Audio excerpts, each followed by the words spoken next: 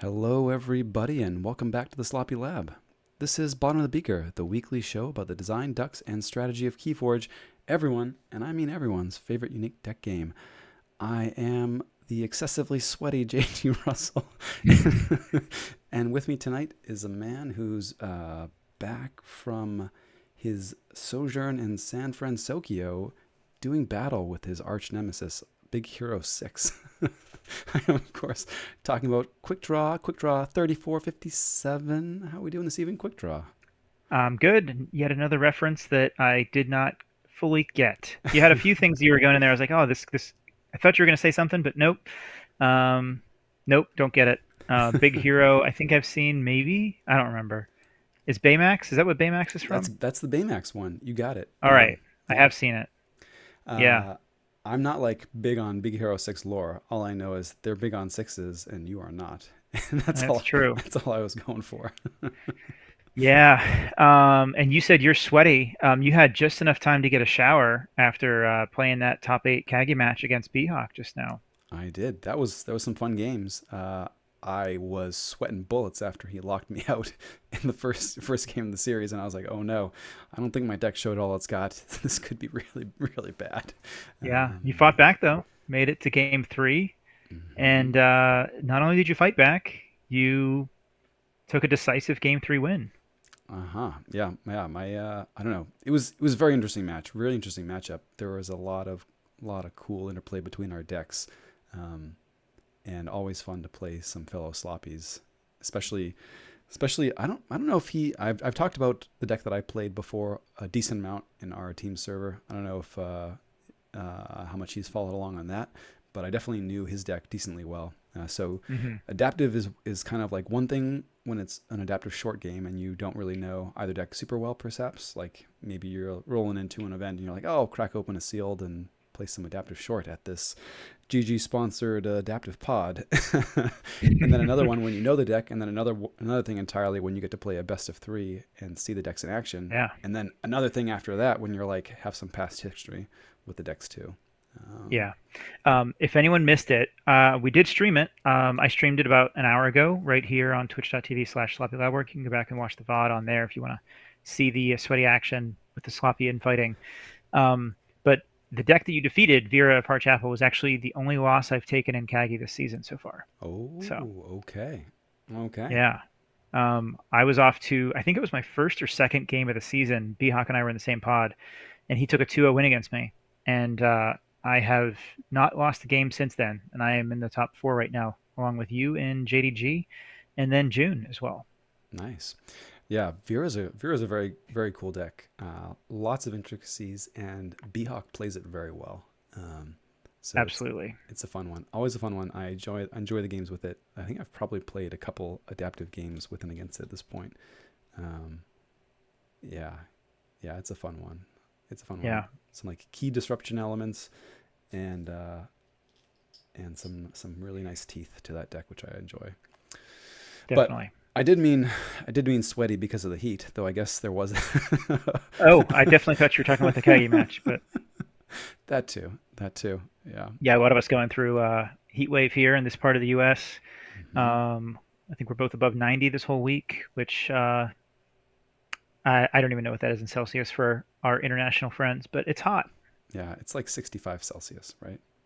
No. No, I kid. I kid.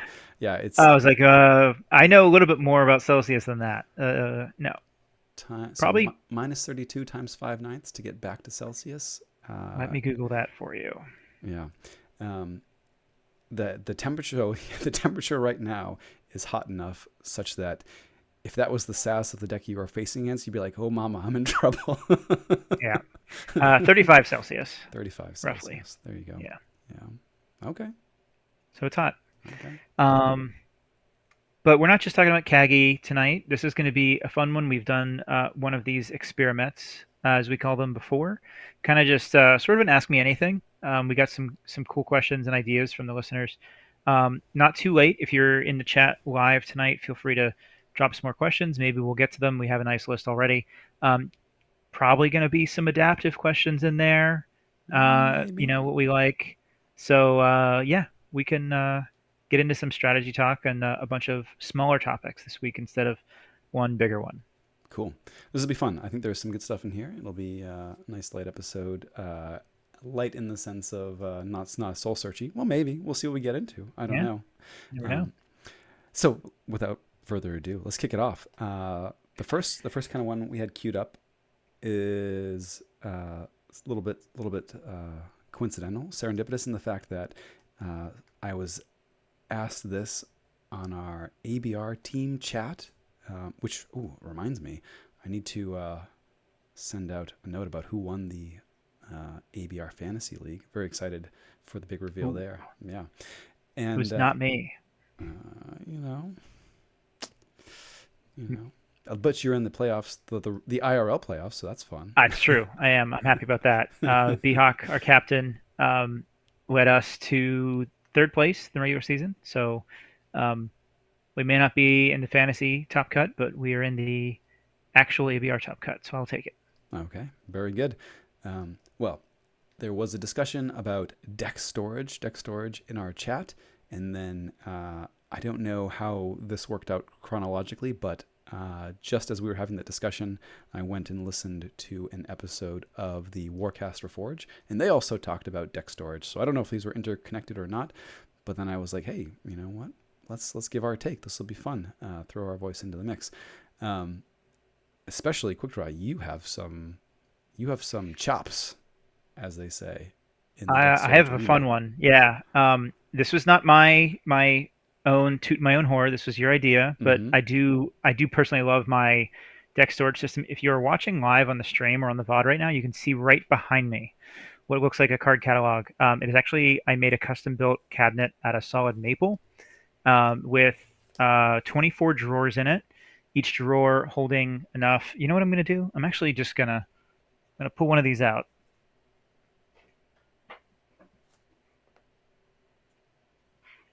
And for those listening, not watching, it is a long, tall, open-faced drawer, like pulls straight out. It stores probably like 20 to 25 unsleeved decks Okay. in the box. The whole thing's made of hardwood. Um, and I have like a little card catalog tags on the front to see what set it is. And I have my entire collection, not counting some bulk, stored by set alphabetically by name. And I hold about 500 decks in here.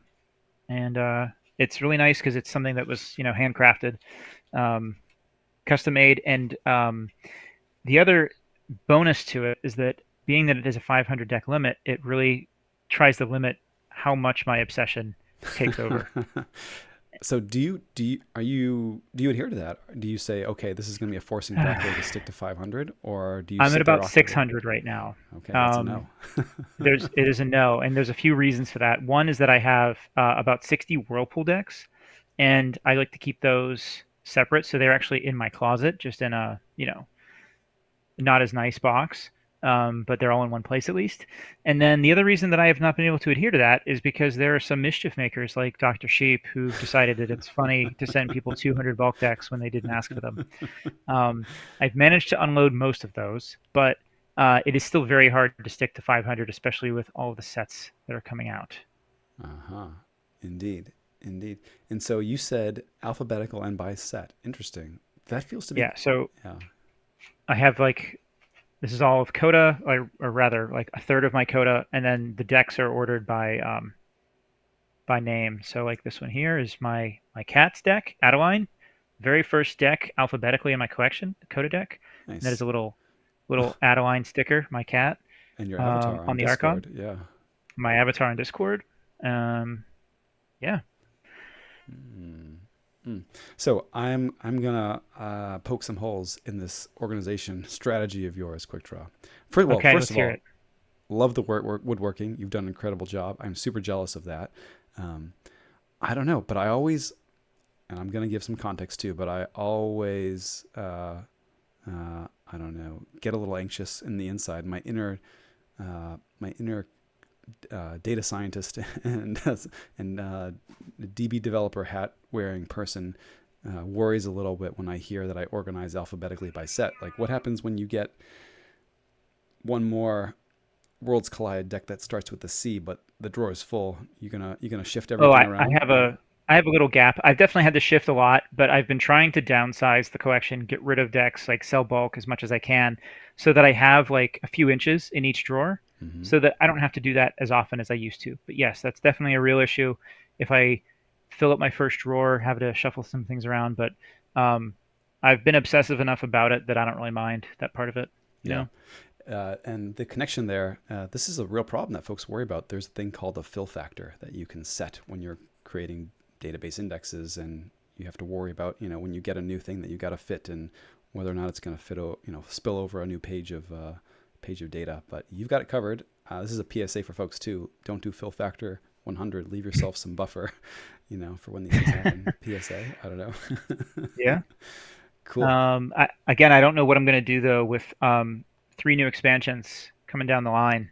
Um, Mm, might have to make another cabinet, maybe like make an addition, another row below it. I don't know. It's really heavy right now though, so it's like took a lot of work to make. It would be pretty difficult to like replicate it and make something that like matches it perfectly, that like maintains the function. But we'll see.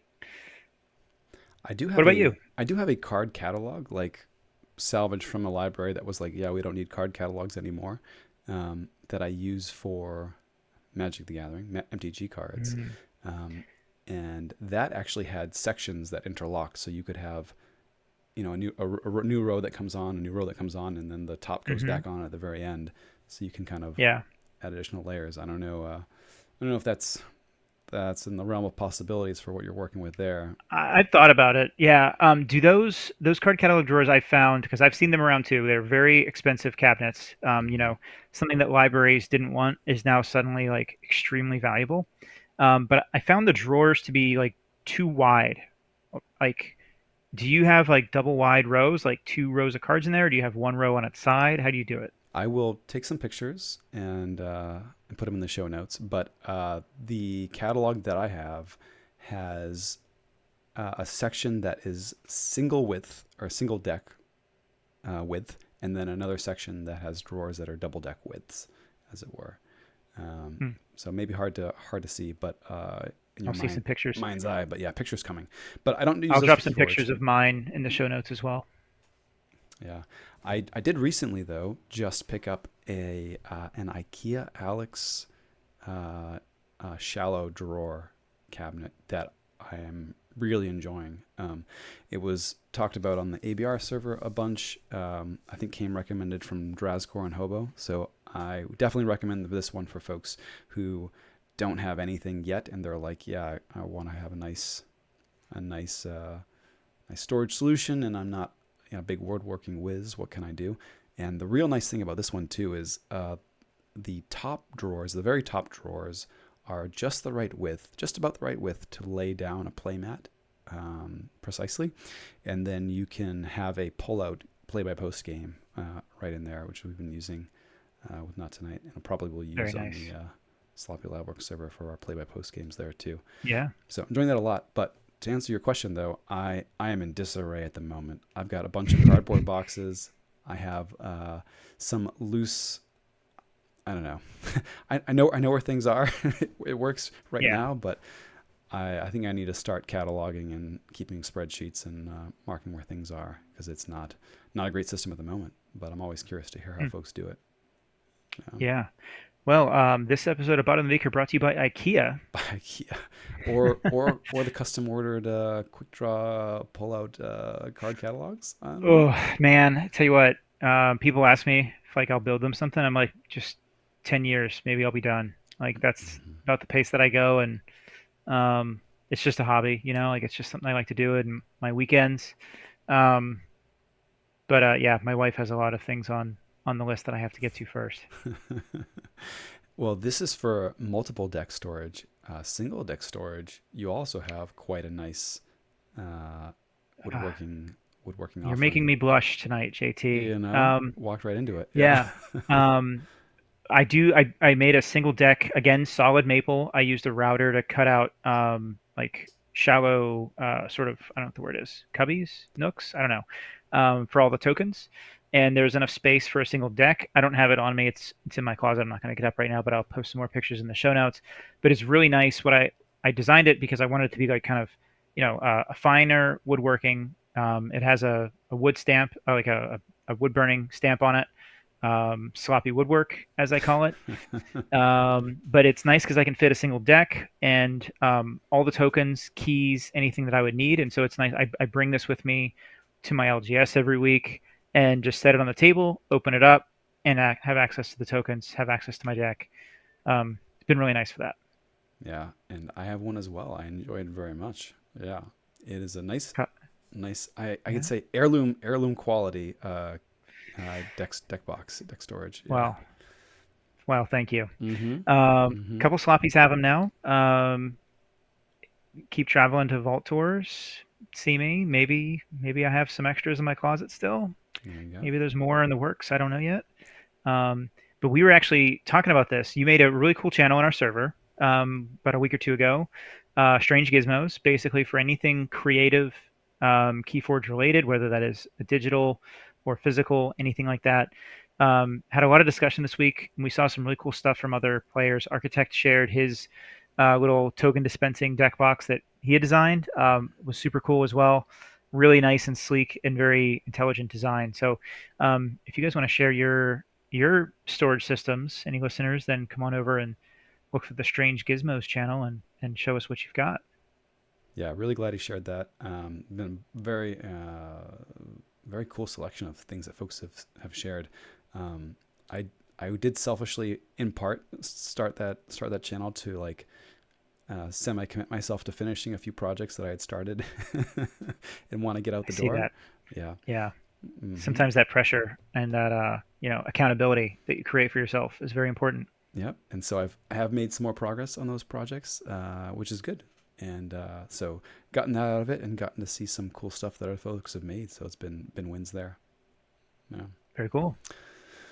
All right, right on. Well, I think I guess my closing thought on deck storage is I don't think I'm gonna go down the road of alphabetizing my decks, sorting them by set. I kind of dipped my toes in that direction before. I think now I'm gonna go almost just chaos, but cataloged chaos. So my idea is I'll just have either a big old spreadsheet or maybe it's gonna be master vault notes that are like, it'll be a note on a deck in the master vault that says box 5 row 7. You know what I mean? And just like do that for all the decks and then not worry about keeping anything cataloged or keeping anything That's ordered. Yeah. mm, it feels a little sloopy to me. I don't know. A little sloopy. Okay. Okay. Oof. You cut me deep. You cut me deep. I mean, it's great because like if I sell decks or if I'm looking for something, I know exactly where it is. Yeah. Like I can just reach right in there and I know exactly which drawer it's in. Piece Yeah. of cake. Well, you say that.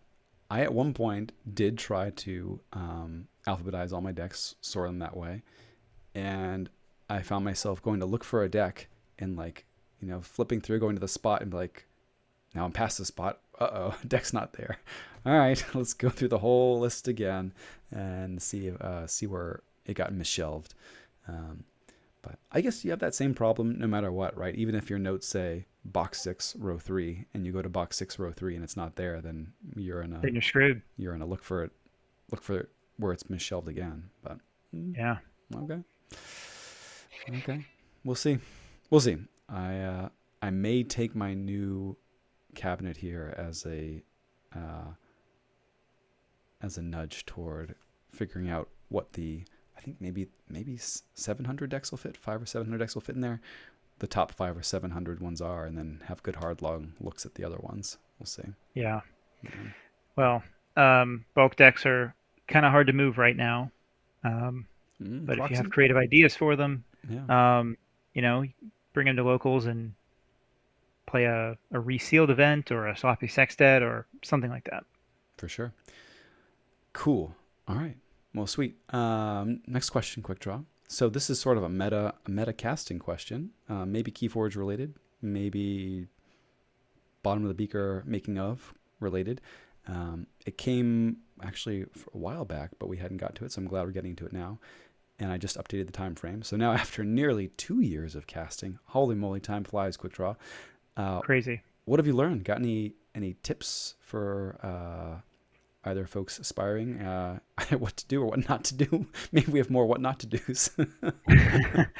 um, I don't remember what I said last year because you did ask the same question last year, so I may be repeating myself slightly. But what's on top of mind right now for me is a few things. I think one is just kind of being a positive impact on the community. I think is first and foremost, and that means trying to add something to the conversation.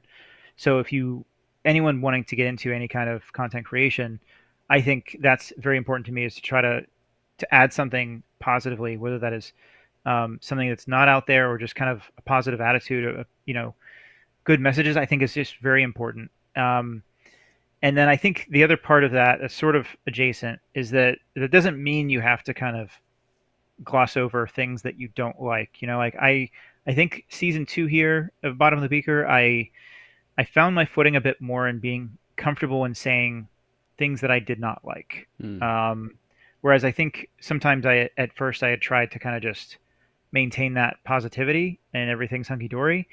But I think it's okay. Like you can give criticisms, you can, you know, say some negative things, because I think it's important that you're honest, with everybody and you share your views. And so that was I think the other part that I feel I've learned. And I don't know if that's something that I had said a year ago or not. I don't think so, but Hmm. that's where I'm at now. No, I like that a lot. I think the authenticity sort of validates the optimism, right? You need kind of both to believe each, I suppose. And I don't think that, well, you and I, well, I guess I'll speak for myself. I intend to be playing this game, lifelong game in some form, fashion or another, regardless of what happens. So I feel very comfortable saying that, yeah, there's lots I'm enthusiastic about and happy to share, and I'm kind of gonna put that out there as the front runner, and then say, but we can also talk about when there are things that I'm not excited about in the moment, right? That's fine. No, that's cool. Yeah. That's cool. I guess I had one sort of note that I'm not sure if I brought this up last time or not. I guess I didn't remember that we talked about this last time. Did we do this last I season? thought this was a familiar question, Okay. but maybe not. I don't I'll, know. I'll take your word on it. Sloppy facts.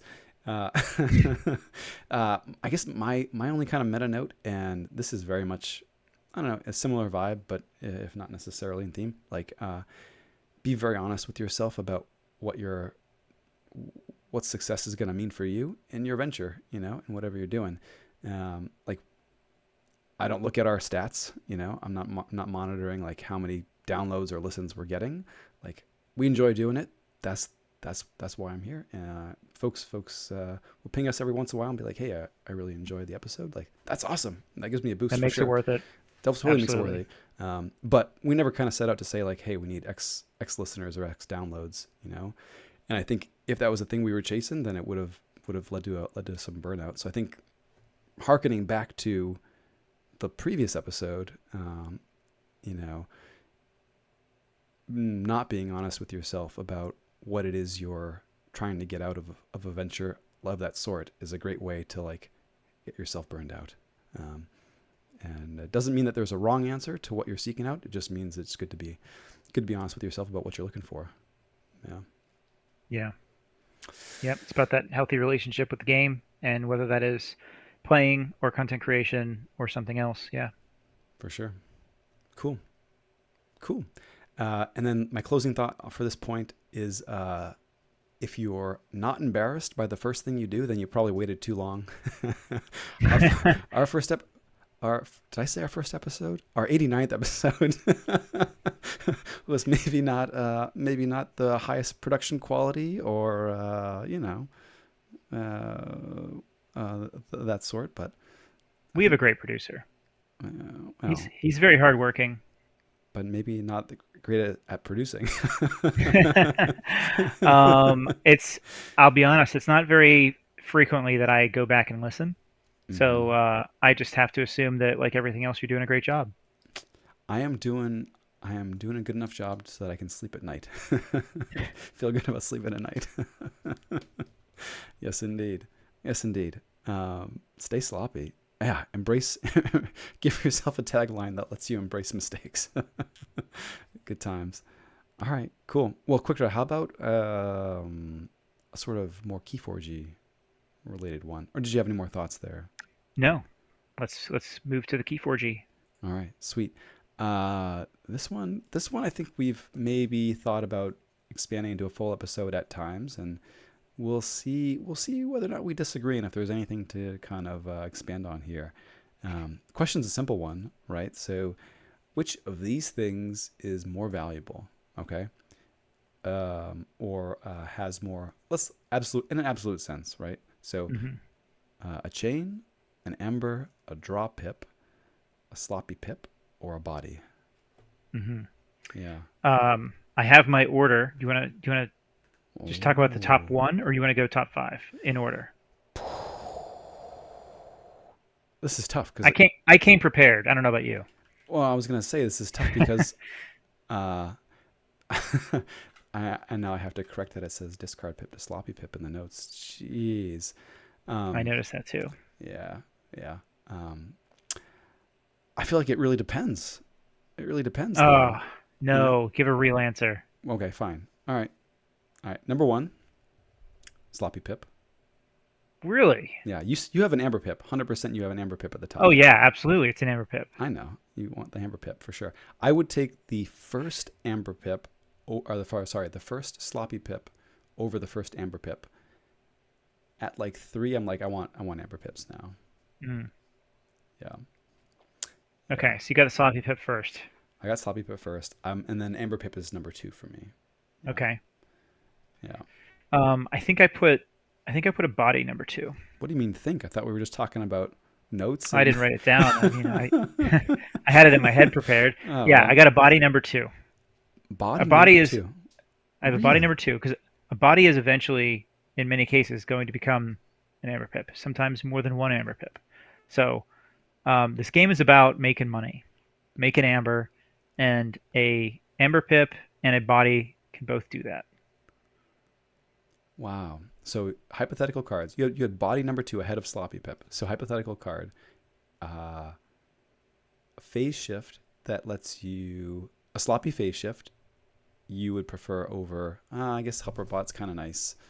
That's tough. Maybe Mm, maybe helper bot over sloppy yeah. phase shift. All right, you might have won me over. You might What have if won me what if over. you had so like the card terrible teammates, right? It And says you gain an amber and it says you may discard a non-Mars card. yeah, If that said you may either discard a non-Mars card or gain an amber, how often would you be discarding that card? got me rethinking my whole existence here. Quick draw. I may have been sleeping on body. I put it pretty low. Okay. Yeah, I think the body, yeah. Um, Body's my number two. I can see it. And a good note from the chat too about from a design perspective, right? Body encourages interaction. Uh, I guess if you're coming at this from a design standpoint, yeah, put the effect on a body and make folks worry about fighting and reaping and such like that. Um, if you're just thinking about min maxing in the driver's seat of a deck, yeah, yeah, I don't know. The body does lend itself more to shenanigans for sure. Nature's calls, exhumes, that sort of a thing. It gives you options, right? It gives you a bit more depth in the game, a bit more strategy, I would say. It gives you more depth, yes, more options longer term. It's definitely a deferred uh, deferred advantage, right? Versus a pip, which would be an immediate advantage, or even a sloppy pip, which is an immediate advantage. Yeah. Well, I would argue that the sloppy pip is not an immediate advantage. That's also deferred because it's Hmm. allowing you to draw an extra card at the end of the turn. Mm-hmm. So, I mean, actually, if you have a body and a sloppy pip in the same turn, having that sloppy pip increases the chances that you might go back into that same house and use that body the next turn. Yeah, I mean, I think there is an element of deferred advantage to it. I think there is also an immediate, like, I get to move this out of my hand. There are scrap effects that you can take advantage of. Sure. Chat calling me out saying if I want to play solitaire, I should play solitaire. Yeah, that's a fair ish. I mean, I think there's a spectrum between solitaire and fully interactive, and there may be there's room for some things that aren't leading 100% on the interactive way. Yeah. Hmm. All right, Hmm. so we have a chain, we have a body. You have a sloppy pip up there. Yep. But then the other ones we're looking to rank now: draw pip, a chain, and then for me a sloppy pip. I'm going to put a sloppy pip third. Okay. So I do think that efficiency, that deferred efficiency, is good. I'm going to have that third. Very happy with that. So I had Um, body here. I had body here, but I could okay. I could be convinced to move it up. Yeah. Okay. Well, so we both agree that the bottom two are chains and draw pips of these five. Yep. And I'm putting a chain fourth. I would rather shed a chain than draw a card. Are Yeah. we talking shed a chain? Or are you talking give your opponent a Uh, chain? or let's look at the other way. So not well. I was thinking the difference between, say, gateway to dis, right, which on play gives you three chains. So the difference Hmm. between a three chain gateway and a two chain gateway versus I don't know, a three chain but draw a card. That's weird. That's a weird example, but like a one less chain in some fashion. But we could do it as a chain for the opponent. That's kind of what I was thinking. Like, would I rather draw a random card or give my opponent a chain? I would rather give my opponent a chain. Yeah, I would rather give my opponent a chain than draw a random card. I don't know how you would make it, how you'd evaluate it as like one less chain for me somewhere. It's a little weird. I think I mean, I'd Yeah. still rather have one fewer chain. Um, Well, this is an idea for Darker Tidings when they redo that set and re-release it. Introduce some chain pips in there. Give your opponent a chain when you play it. chain pips. Yeah, chain pips coined in the chat right here. There you go. Chain to the opponent or shed one of your own chains somehow. Chain pip to shed one of your own chains could be Yeah, interesting. I will say the Cloggin and I came up with that independently. I did not see that comment in the chat when I Okay. said chain pip. I'm happy to share credit for that one, Cloggin. I want to see chain pips happen though. So a pip that gives you a chain when you play it, and you can have a plus and a minus one to shed one or gain one. Yeah. You just give your opponent a chain when you play Give it. your opponent a chain on play. Interesting. Yeah. Interesting. Yeah. I mean, back before the sloppy pips were actually a thing, um, I think many people, myself included, brainstormed like, man, it'd be really cool if we had, instead of a draw pip, you have a discard pip that makes your opponent discard one, or even like a sloppy pip that gave you the option, like, here's a sloppy pip, either I discard one or I make my opponent discard one at random. Be very powerful, I think. You would not be able to have decks like the Open, the Seal decks that have 18 of those sloppy pips doing that, because that would just be like eliminating half your opponent's hand every turn. Mm-hmm. Um, that'd be a little bit much at that scale.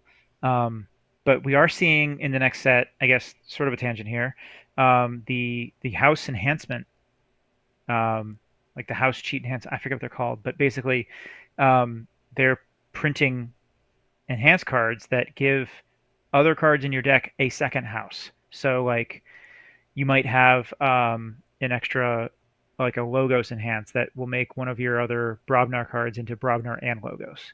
Um, if I had to put that in this list, that to me is like possibly more powerful than an Amber Pip. I am a bit nervous about how this is going to be implemented and how widespread it's going to be. I really hope that there's not decks that have like, 6 or 8 house enhancements and you just end up playing like, 4 or 5 cards a turn every single game. Like that to me is going to be out of hand. So I am nervous about that implementation because of I'm worried about the scale. If it is more rare, like maybe there's only like a couple uncommons and a rare that have that. Okay, maybe that'll be okay. I do not want this ability on a common, and I can't remember from the spoilers if it's on any commons yet or not.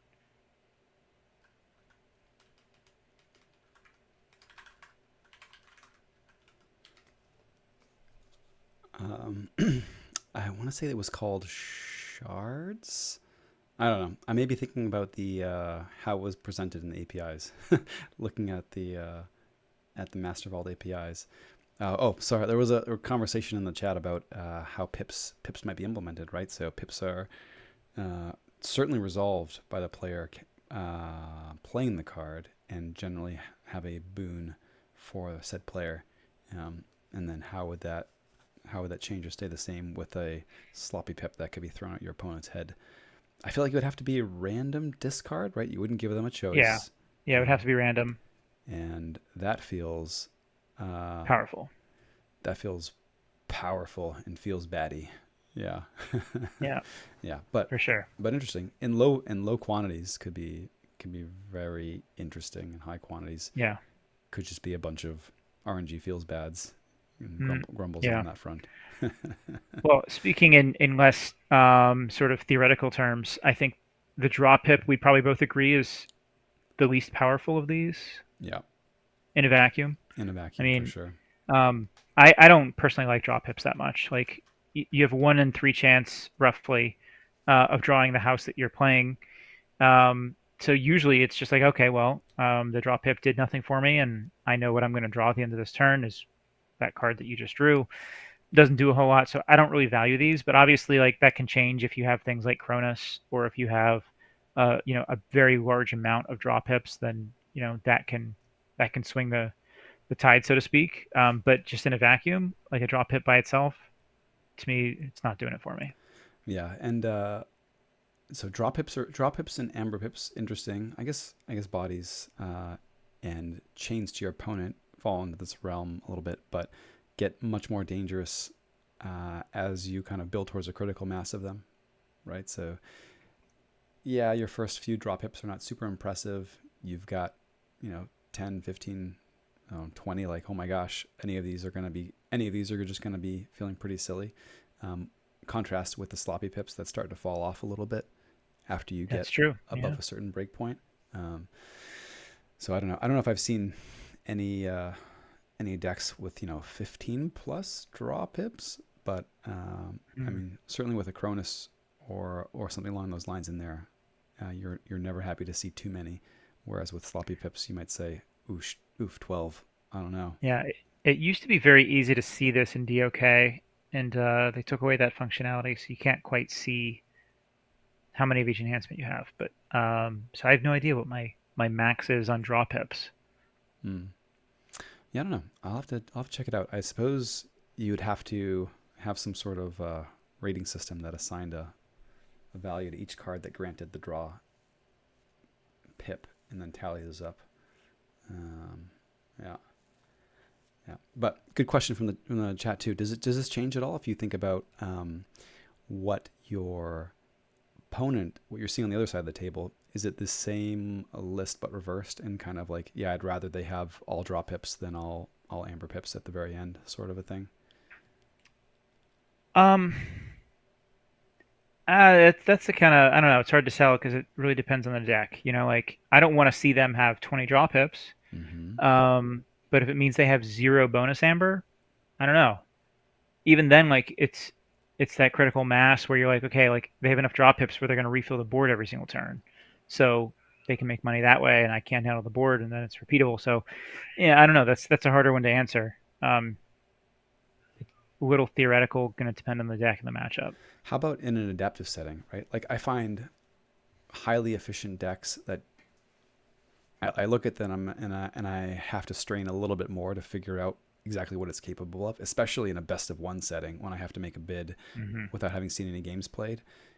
Yeah, Because it's like, that's a good question. yeah, So I have thought about this. I have this blog that I've been thinking about posting for a while now. It's almost done. I just got to do some more revisions, probably trim it down a bit. But one of the things I talk about in there with regards to adaptive is the difference between a draw pip and like a targeted archive or a targeted efficiency. For adaptive, in my opinion, you want the targeted stuff because that is decisions that are in your control. And sure, like there's going to be a little bit difference. Like maybe my phase shift doesn't have as good of a hand as my opponent had when they had their phase shift. But a draw pip to me adds a bit more variance to an adaptive match. Whereas if you're like, if you have a deck with like, a modest number of draw pips, those could really kind of swing the game if they end up drawing the right cards. I'm not saying that they're bad to have an adaptive deck, but if I had the choice of like drawing or like some kind of a targeted archive or something like that, for adaptive, I'm going with the targeted archive because it is a element of complexity that is in your control, and that could potentially, give you incremental advantage. So, um, where draw pips, if you're playing an adaptive deck with like 15 draw pips, like the game could be decided by how well those fire and how well they hit cards that you're looking for. Yeah, totally. I have this. What you were just describing there makes me think of a deck that I won't get too into the weeds with. Opicat. Opicat was the name of the deck, and it was super efficient deck. All the efficiency was driven by logo straw. You've got some, Igors and Tautaus and what have you. Tautaus? No, I'll double check. Doesn't matter. But I explored it for a while as an adaptive deck, and eventually kind of moved on from it, feeling that while it was highly efficient and wasn't terribly consistent, just because depending on how those efficiencies lined up, you saw very different decks, right? Some days you'd play it, and it was just like, wow, this just vomits Logos cards and then creates a big board and goes off to the races. And other times you're like, you played Igor and you whiff, and you're like, all right, next turn, you know? And Yep. yeah. And so, efficiency is not necessarily consistency. And there are different, as you're saying, different things that we chalk up to efficiency, some that can play better into giving you more levers to pull for on the strategy side. So yeah, Mm. I'm with you that 100%. Definitely prefer a targeted archive than a random archive or just a random draw. Yeah. Yep. Yeah. Well, you brought up adaptive, and we have a few adaptive questions that are Mm. on here. These are really good, really interesting questions, really good questions that we got this week. Do you want to get into the adaptive ones now? Yeah, let's do it. So, question was, do you want to bring the same types of decks in adaptive best of three versus adaptive best of one? There's a second part to this question, but I'm going to stop here and see if you have initial thoughts on that. Do you have a different deck choice depending on what type of adaptive game you're playing? Hmm. I have tended to bring the same decks. I've tended to bring the same decks. I could see arguments. I'm willing to listen to arguments that there are different decks you guys should entertain. Um, certainly when we were playing in was it the Newton League? When we alternated. So Newton's a best of two format. It's like adaptive, right? Except you don't play a game three. You play an Archon game and a reversal game. And I want to say in our Newton League that was what led to the sloppy lab work team forming, right? Um, Mm-hmm. we alternated whether Archon or reversal was first, right? And for that, I very much brought different decks to the Archon first games versus the reversal first games. So I could see an argument for sure that they're like, uh, hey, for best of one adaptive, you want to maybe bring decks that are high complexity and don't necessarily um, have their best strategies jump off the page at you. I Mm-hmm. think that's probably going to be true for adaptive as well, though there may be other things that you'd like to see as well for best of three adaptive. Yeah. Yeah, I do agree with that. Where in best of three, you're always showing what your deck can do before your opponent gets a chance to play it, and also before they bid on it. So I do think that there is definitely an advantage to bring something that is complex and unfamiliar to a best of one. But it also is, that's my style as well for adaptive best of three. So I would I would probably be playing something similar, but that's Mm. kind of my style. I would say for other players, maybe if you're not into that type of complexity for adaptive best of three decks, maybe try that out for the adaptive best of one, because I think that not tipping your hand and not showing your opponent what your deck's capable of, I think is an interesting way to attack a best of one. Um, and we see a lot of best of ones, like there were some Kagi pod or not Kagi pods, adaptive pods played in Baltimore Vault Tour last week, and we got some of the stats. Thankfully, I think Mooseman Dude assembled a lot of the stats, Hmm. and it really highlighted how often in best of one games players bid on different decks, and someone's got to be wrong, right? Like, but we still see that happen very often. Whereas in adaptive best of three decks, it's extremely rare for people to get to game three and then not want to bid on the same deck. Hmm. So I think part of that is um, not understanding what the other deck is capable of, or rather underestimating one of the two decks. Maybe your own deck it looks better than it is, and you're like, nope, I know my deck's weaknesses. I'm going to bid on the other one, and the opponent says, oh man, their opponent's deck looks really good. I'm going to bid on that one. So like you want that element of surprise in your best of one choices, I think. Yep. Yeah. Interesting. Yeah, I definitely gravitate towards similar decks for both. The deck that I played in the Kagi match earlier today, I mean, I you look at it and it's got very little C on paper, something like under 7, very little. It tends to be able to manage a board decently well. I mean, all but hyper spammy like token generation decks, it tends to be able to manage a board all right. And that's not a thing that jumps off the page. So I could see that being like, hey, this is a nod for it as an adaptive best of one deck that isn't necessarily a feather in its cap in a best of 3 setting where you're going to get to see that. I could see things like sloppy pips being great in a best of 3 setting, but then not necessarily adding as much value. They'll still be fine in a best of 1 setting, right? In a best of 3 game, you'll feel the effects of them being played, but you won't necessarily see all the information that went into the decisions, and that's just not a factor when you're considering the deck for best of 3. You just kind of see their raw counts, but how they interact with your long-term strategy isn't a thing you have to like worry about in the bidding phase, like right Mm-hmm. then. you know um, Yeah. yeah. Yeah, I don't know. I hope there wasn't like a thing we were supposed to hit on there. I tend to gravitate towards the same. I think you could also one other note, right? Like you could bring a fairly vanilla deck to a best of 3 setting and hope to either just bid better or just outplay your opponent and like say, Mm-hmm. I'm completely avoiding any sort of complexity and I'm just going to hope that I am a stronger player and then win on Yeah. that front, right? And I Betting think on yourself, betting on essentially. yourself, yeah, betting on the S, betting on you to win on S alone, and yeah, that's the thing you could do. Yeah. Yeah. Yeah. So the second part of this question was, should strategies change without the incentive for the 2-0 match win? So I'm not sure if this question was in the context of like, well, in a best of one, you don't have a 2-0. You're just trying to win the first one no matter what. In a best of three, obviously you want a 2-0, um, avoid the extra variance involved in a chain bid third game. Or this could be in the context of Kagi historically, which I guess in any best of three historically in adaptive, if you if you bring the better deck, you choose who goes first in the next one. But the Kagi tiebreaker up until this, actually including this season, is the most 2-0 wins, right? Like Hmm. the most 2-0 wins will win a tiebreaker. It's considered in Kagi a better tiebreaker, a higher tiebreaker than head to head. So people look at that and say like, yeah, there's like a real high incentive for a 2-0 here, so I should not bring a high power deck. I should not bring a reversal deck to Kagi.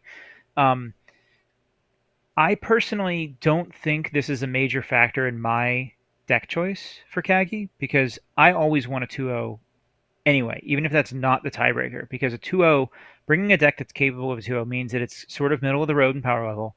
It can beat a lot of things that maybe people think it shouldn't beat, but it can also lose if you know how to attack its weak points.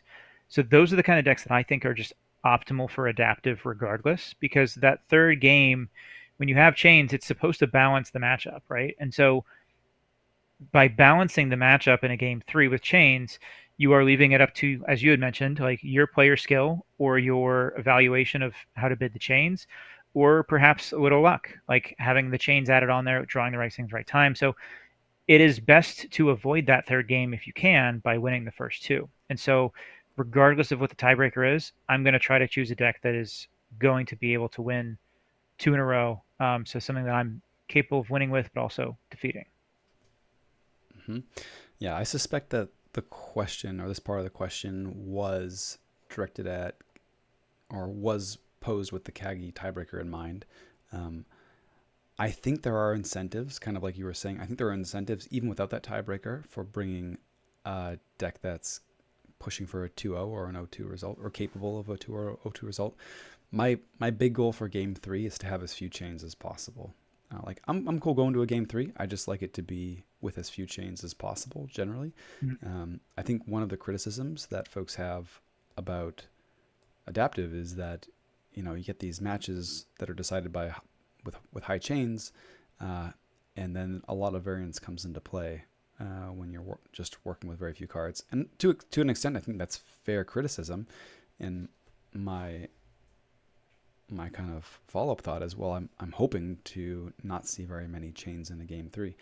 Now, without the Kagi timebreaker, right? Without an explicit like scoring pushing you toward more 2-0 results, like yeah, a 2-1 is just as valuable in standings as a 2-0. So if you are comfortable like seeking out your advantage, making your advantage in the chain bidding part, or in knowing how a deck operates under heavy chains, like yeah, you could totally grab some advantage that way. My personal style, and I think where more the more sure footing, like the more likely advantages to be had are when there are fewer chains and you end up with decks that are reasonably well matched. And that's just kind of where I'm landing. So it doesn't change a lot for me. Yeah, there is another part of this that I think is interesting and worth talking about. That um, in KTL, Keyforge Team League this season, I've kind of been forced to explore and consider more, Mm-hmm. which is that the consensus for all of time has been for adaptive, you want to bring the better deck because you can choose who goes first in game three. Um, but there's always been that theory of like, okay, like what if I bring a reversal caliber deck to an adaptive best of three, and I have a good understanding of like how it's able to win if my opponent has like more than 12 chains. And I kind of always thought like, I don't really think there's any incentive to do this, but um, I've kind of learned with KTL this season. I'm in a bracket in a group in KTL with two players who decided to bring one of the worst decks you'll ever see, or two of the worst decks you'll ever see. Um, and I already played one of these matches, and as I was testing it, I realized this is the 24 chain matchup. Like the 24 is Oof. the max chains that you can do.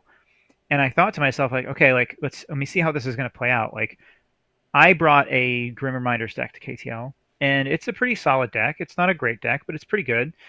And playing against this reversal deck, it easily was able to win. The Grim Reminders deck won the first two games. And then game three, I thought, okay, I brought the better deck, so I bid zero by default, by rule.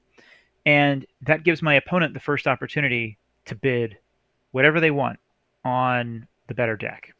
And if you bring a reversal deck and you know that this is like the worst deck you can find and it's going to get slaughtered, you actually have the opportunity as the reversal deck player to go straight to the max, go straight to 24.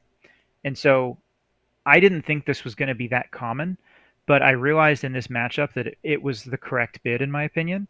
I won two games in practice with 24 chains against the reversal deck. Mm-hmm. And so this is kind of actually I guess I could call it a loophole in the adaptive rules that I think should be addressed because um, if there are these matchups where 24 chains is like definitely what you want, the person who brings that reversal deck has the first and only opportunity to make that bid. And if they take advantage of that and they make that bid, then that provides extra incentive to not go for a 2-0, which is the opposite of what I normally advocate for. It actually gives you incentive to bring like an absolutely atrocious deck that can't win. Mm-hmm. Um, until you get into a situation where everybody's doing that, and that's the meta, right? Yeah. And then you get into these more fair games. But then you are in a very swingy meta where it's like some games are going to be fair and some games might just be decided by, someone bringing a deck and having the first chance to bid 24. So um, it was an interesting problem. There's a lot of solutions I think to this that leave out the metagaming and the potential to decide a match like that before the game three is played. But there's plenty of solutions that I'd be happy to talk about in the future. It's something that I'm going to definitely advocate for with adaptive league organizers. Yeah. And I know folks may not be familiar because they don't see 24 chains that often, right? How many cards are in hand? One card in hand with 24 chains? Is that right? Um, Two cards. Two cards in hand with 24 chains. Okay. Yeah, yeah, and that's the minimum. So um, you can't go above 24. Theoretically, if you went to 25, that's where you would hit one card in hand. Hmm. Um, but yeah, 24 is minus four cards. Okay. So Yeah, and to the chat, I've never seen this before. I mean, I've definitely seen folks bringing reversal caliber decks um, at times.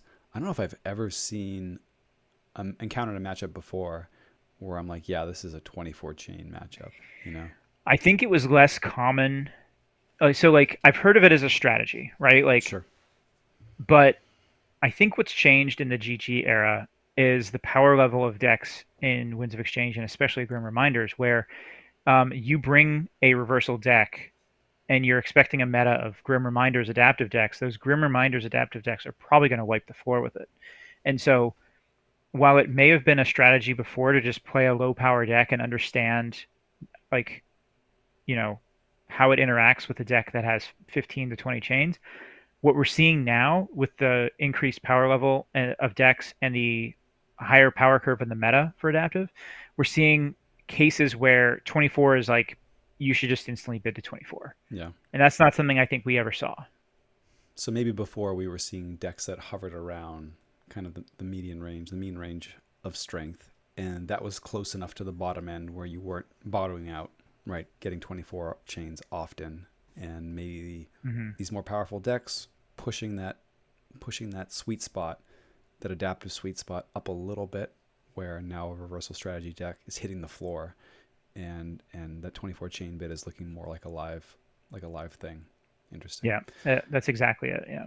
Interesting. Yeah, I've tested some 24 chain matchups before just to like I forget what it was. I think it was Dave who was like, yeah, there are no 24 chain matchups out there, and I was trying some out with like horrible reversal decks that had no R versus Nemesis, which will auto win with Heart of the Forest against some of these decks, and yeah, in that scenario, it's coming down to a coin flip of like can the non-heart deck make 18 amber before the heart deck finds its Heart of the Forest, and now you really are just bidding on whether or not a thing happens, and this is kind of very much coin flip Mm-hmm. scenario.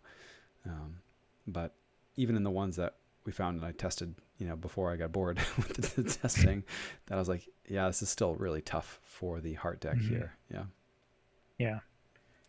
Yeah. 24 chain matchups definitely exist now. Hmm. Interesting. And exist not with people bringing their like top end bangers, but exist bringing the like quote unquote sweet spot adaptive decks in the like Kagi meta. Yeah. Yeah. I mean, maybe I went a little too high in KTL, but I intentionally went that high because last season in KTL I saw that increase as well. Yeah, I think KTL we saw a slightly higher level in general that for on the adaptive side than we do with Kagi. Um, Hmm. yeah, I don't know if that's more Agree with that folks too. who are not necessarily playing adaptive a lot and then wanting to bring decks they're familiar with, which happen to be Archon Hmm. decks.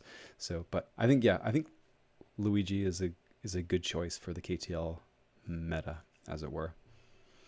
Yeah. I hope so. I'm 1-2 so far. One of those was the reversal matchup. Um, but I do think it's a good adaptive deck. I happen to be in the only group that has two reversal decks in it.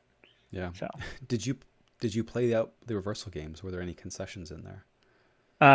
it was the only reason there was a concession was game two when I was handed the reversal deck. It was really late at night, and I was like, we all know what's going to happen here. And I don't normally advocate for that strategy. I don't like to do it as a means of like, getting a strategic advantage. I literally just did it because, like, we both know what was going to happen here, and it was like already midnight for me, and I was like, yeah, let's just go straight to the fun part. Makes sense. Makes sense. I mean, I don't think I would put the concede to not give you info as a little gamesmanshipy. Yeah, I don't know. It's an interesting one too. Interesting move. Mixed feels Yeah. on whether or not it's like a reasonable thing to do. It's definitely not like a hey, let's sit down and have a fun game of adaptive thing, but it's definitely if we sat across from each other in a a world championship or a vault tour setting, and we were like, yeah, we're here to win, and that happened, then I would say, all right, that's legit. Yeah. Yeah. I don't know how GG would feel about that if there's like a you're seeing those automatic concessions at top tables. I don't know, but Hmm. that's kind of that's adaptive for you, I guess. It's Yeah. it's a viable strategy. I don't, it's not something I would prefer to do, but it's there. It's almost essentially opting for a best of one game instead of a best of Hmm. three game, right? Yeah. Yeah. Yeah. So would not necessarily be an issue in the um, the main event until you get to the top cut or a final table, as it were. Hmm. But Yeah. okay, So it gets the best of three. cool. Well, very interesting. We have one more adaptive question that we had queued up for us tonight. And this is the last question that I think we have. And we've gone pretty long, so I'm not sure if we'll take any more, but feel free to keep adding things to the chat. Could quote unquote better adaptive decks be made with Alliance? So if you're playing Alliance adaptive, so to speak. This was interesting. At first, I kind of scoffed.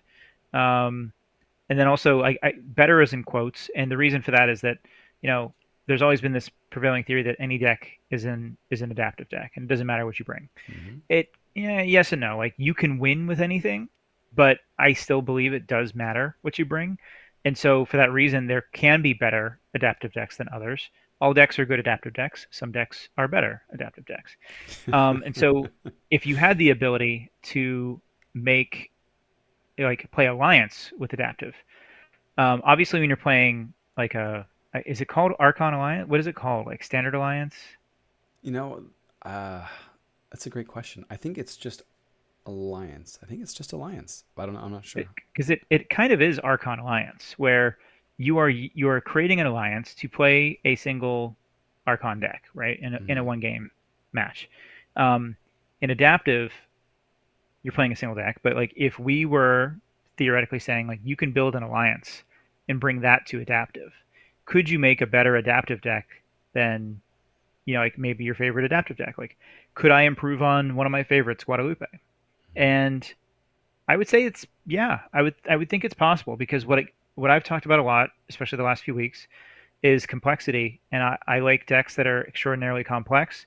I maybe don't have access to the most complex things that I would like, and I think if I could use Alliance to make something even more wacky and crazy and weird, then yes, I think I could probably make a better adaptive deck.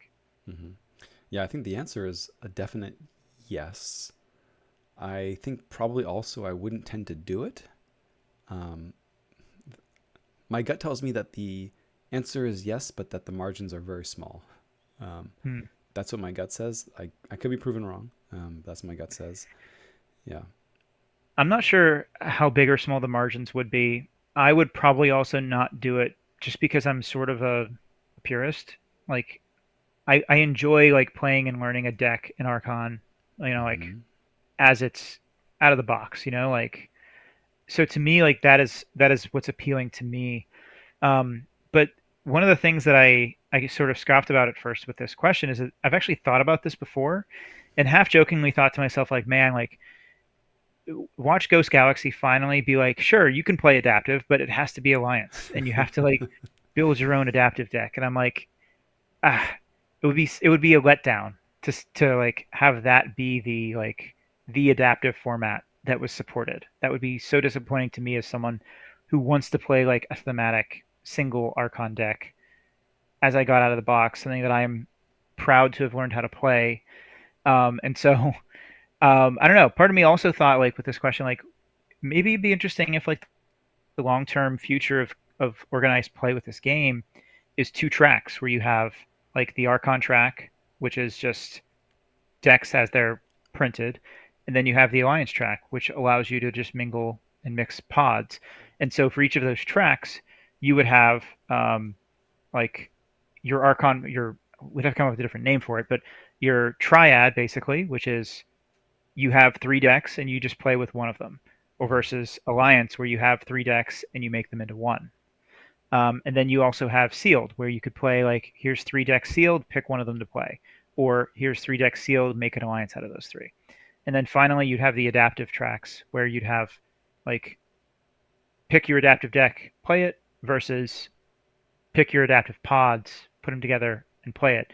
It'd be interesting to me if long term, like the game supported both of these tracks for those three formats, because I think those three formats are so important to this game's health and like being appealing to a wide group of players that I think this is sort of a compromise because I know a lot of people do enjoy Alliance and in theory it does attract a different type of player and I'd be happy with that if we try to look at it from a perspective of like you know there's going to be this track for people that want to play Alliance, there's going to be this other track for people that just want to play a deck out of the box as it was made, you know. Hmm. Yeah, I see where you're going.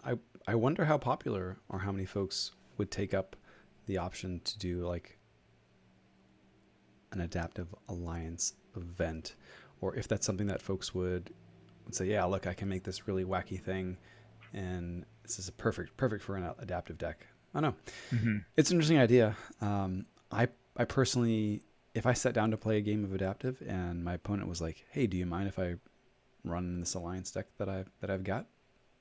Sure, I wouldn't bother me in the slightest. I would probably tend to play straight up Archon decks, but I would have an absolutely would have a uh, like internal struggles and crisis when if I looked at my choice for a large adaptive event, and let's say I was bringing Denizag, and like, yeah, Denizag's a fine choice for adaptive, but with this one swap, I could make it a little better. Would I leave that swap out? Like, if you were like, hey, I can make Guadalupe a little bit better, would you feel good about yourself leaving that value behind and just running Guadalupe straight up at an event? Like I mean, I think that would irk me it inside. would irk you to leave the value, or irk you to break up the Archon. They both would. They both would. Yeah. Yes. So it's like that classic dilemma of, when you give people options, they're less happy, right? Yeah. Um, I forget the name of this psychological like phenomenon, so to speak, but yeah, basically, if you give someone, like say like here, you can have this thing, take it, and it's your only thing you can have, you're like, cool, I'm happy, I just got something. But if you're like, all right, listen, I have three things here for you. You can pick one of them. Mm-hmm. Having those options, even like in theory, being able to pick the one that you want the most, is still going to make you less happy overall because you're going to have that FOMO, that fear of missing out on something that, like, man, I could have had this other thing, right? Yeah. So, Yeah, it's that, and then it's also the like, if there's value to be had, and I want to see myself as a competitive player, then I have to like have good hard looks at myself in the mirror when I'm like, I'm still a competitive player. I'm just not going for every advantage I can get. And then what does that say about me? Like that's where it starts to get in a weird feel mm, space. Yeah. yeah. There's the like the options not taken, and then there's also just the like leaving value behind willingly, but still wanting to say that I'm here to compete. Yeah, in like the highest competitive sense for me. Like, this is my competitive outlet, but like, nah, I'm not going all the way. You know what I mean? Yeah. Mhm. Yeah. Interesting. Well, who knows? Maybe at KFC this year we'll announce an adaptive track. But wait, there's more. It's an alliance adaptive. Yeah. Chat helping us out. Schwartz's choice paradox. Thank you, Cloggin. All right, there Thank you you. go. I was actually thinking Cloggin probably knows what this is. I was like, yeah. If there's someone in the chat, he's got it. It's coming. Yeah. All right, right on. Cool. Schwartz's Choice Paradox. We'll put that in the show notes, I'm sure.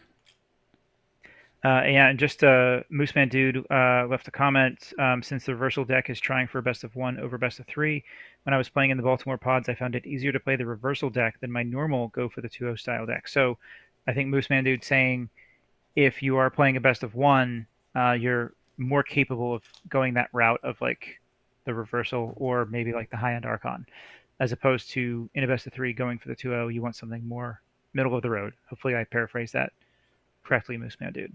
Yeah.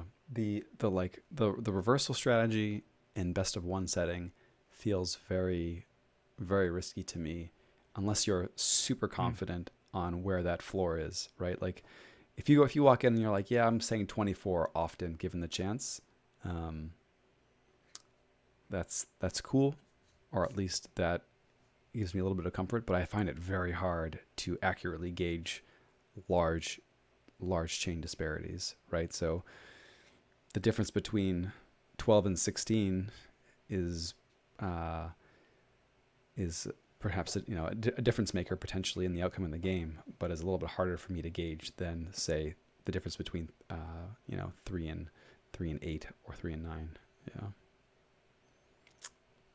Hmm. Yeah, Well, um, I appreciate all the adaptive questions from our listeners this week. So thank you guys for dropping all. Well, I appreciate all the questions, but especially the adaptive questions.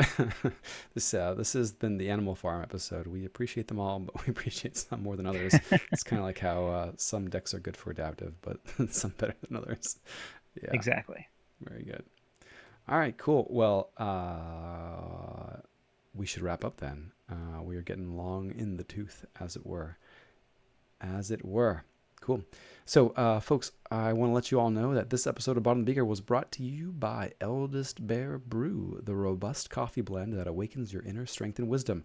Crafted from the finest beans of the crucible, each cup of Eldest Bear Brew helps you center yourself amidst the chaos of battle and life. So, whether you're strategizing your next move or simply seeking a moment of tranquility, Eldest Bear Brew grounds you in the present. Embrace your inner power and wisdom with Eldest Bear Brew. Find your center and seize the day. And to pair with your evening fare, don't forget Eldest Bear Brews also offers a fine selection of their very own beers. A gentle bear may still be a bear, but a good brew should be bold. Very good. Yeah. You're not a coffee drinker. You're more of a tea guy. Quick draw. Well, I do like coffee. I've barely had any coffee the last month for health reasons, and I am able to just give up coffee no problem. I have Mm-hmm. tea every morning instead now, and I know other people don't have that same ability to quit the coffee and go to tea. But for me, it's been a smooth transition. But I still appreciate a good cup of coffee every once in a while. Okay. Well, maybe you'll grab yourself an Eldest Bear Brew. Folks, I want to let you all know too that Bottom Beaker is recorded live here, right here, twitch.tv/sloppylabwork, 9:30 Eastern Time on Wednesdays. You can find recordings of our past shows and other streams over at youtube.com. We are at Sloppy Labwork over there. For the very best content, 34? No, 57 times distilled and scraped from the bottom of the beaker. You can search for that very phrase in your podcatcher of choice. And we'll be there for even more Experimettes with you. Find all that and more at sloppylabwork.com. And quick draw. Got any words for the folks getting off for the final audio stop? Just thanks again for the topics this week. Thanks for the chat, and everyone stay sloppy. Stay sloppy indeed. Very good. All right. So, apologies to the chat too. I don't have multiple scenes yet, but that'll be a thing that we do in the off season. Hoping to level up our game in some elements during the off season, which Yeah. is maybe one episode away or zero. I'm not sure. Yeah, speaking of, we may be wrapping up season 2, going on a little summer hiatus since we'll be um, each traveling a bit. So yeah, we'll see. It's coming up fast. There is the chance that this was the last episode of the season, but I think we'll be back next week. Yeah, this was ultimate or penultimate season 2 episode. We shall see. Very good. And well, What should we play this evening? Well, um, I'm always up for an adaptive best of one. Let's do it. We are going to keep growing our training data set. I like it. Do we have any matchups that we're given that we could play? Maybe we probably want to play decks that we know, though, right? Yeah, so we should have a chain game that is wrapping up shortly. It's on a time. It's a timed poll. I don't know if folks are still contributing. I'll give it a bump, perhaps tomorrow. But we could pull a T pants, uh,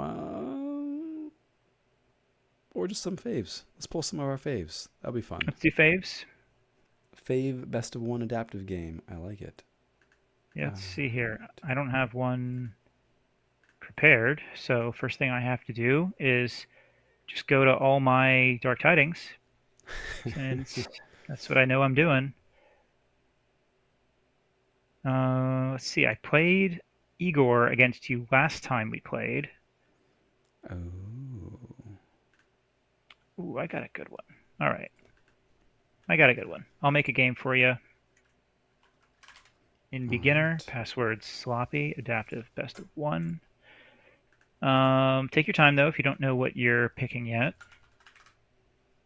I got it. I got it. Let's see here. Do I have it? I don't have it loaded. Clear favorite. Deck that's not even in TCO yet for me. Oh, this is I so have to make sad. sure I'm picking the right one because it's a Chinese deck actually. I've definitely done the like, oops, I picked the wrong foreign language deck before. Yeah. Chinese especially is hard, but I'm pretty sure I got the right one here. So, all right. You've got Titanus Sun, and I have a Chinese deck, which I believe I have Google translated before, and I think it's called Wee Pao, but I am not good at pronouncing anything like that. Um, but this is the quadruple sloppy lab work deck you got here, Yes, indeed. with a double Ganger Chieftain, Grump Buggy, okay. Um, two Brobnar Ambassadors, okay. Four Sloppy Lab Works, two ZYX Researcher. All right.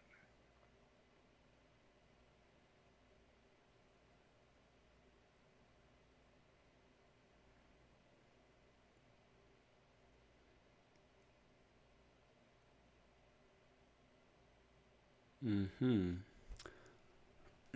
So one of your 60 some odd Whirlpool decks. Very nice. Yep, one of 60 or so.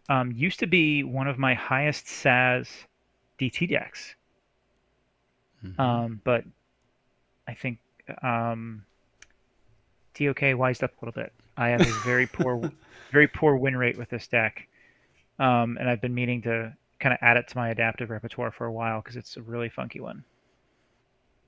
Looks interesting. Well, I don't have a number in mind yet.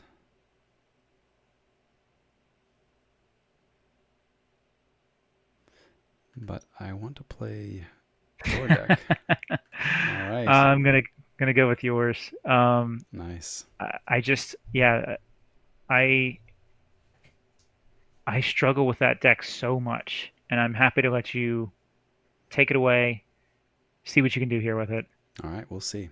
We'll see indeed. Exciting. All right, I'll keep this one. And bum bum bum bum. Bum bum bum. You know what? Let's get funky here. Let's do it.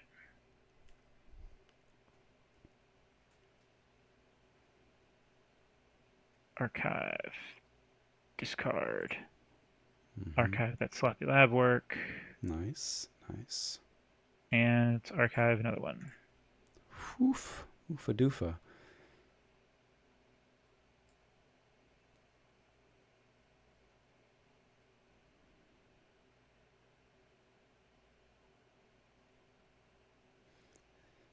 All right, going back in this way. Moving that out. Interesting. Oh, this is cool. I already like your deck. I like it a lot. I was actually hoping to. I do think yours is better, so I'm betting on that. But I was hoping to play mine. So have you done this before? So you're going to smite with the Brobnar Ambassador Not an empty board. Not an to empty board. reap. And then I'm going to Ganger Chieftain Cool. to do it again. Very cool. And then we're going to drop the Grogan over there. And a Vault Keeper over there. Oofa doofa. Yowza. Very cool. Very cool. I am, yeah, I'm liking the start. Solid start. Solid start indeed. Hmm. Mm-hmm. Mm-hmm. Mm-hmm.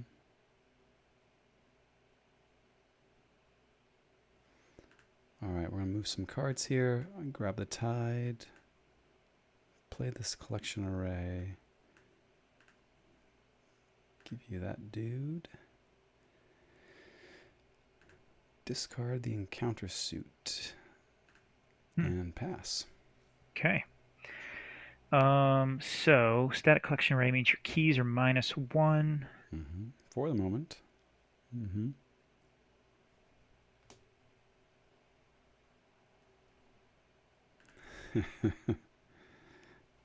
I think I go back to Brobnar here.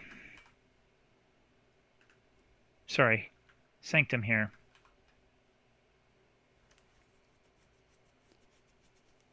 You just mean back to Back using to your playing Brobnar with Brobnar Brobnar cards. Ambassador. Exactly, exactly. Nice.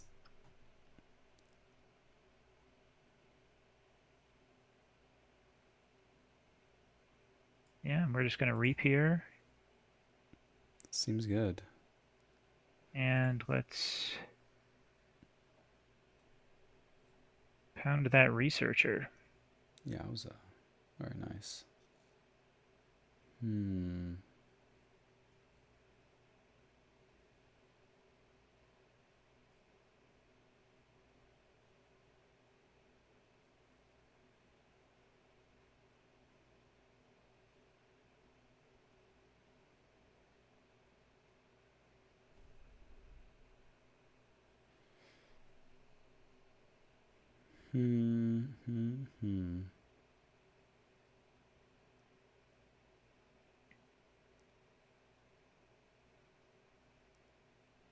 We do have some overlapping houses here, which makes the whirlpool slightly more interesting. Yeah. Brobnar Ambassador. Less strong for me. It's a body. It's a body. I don't love my choices here. Would have loved to do a couple other things, but here we are. All right, so 1, 2, 3, 4 bounces for you. Okay, and I'll give you that. All right, I'll take a key. And that is a check for you. Mm-hmm. Check at 5.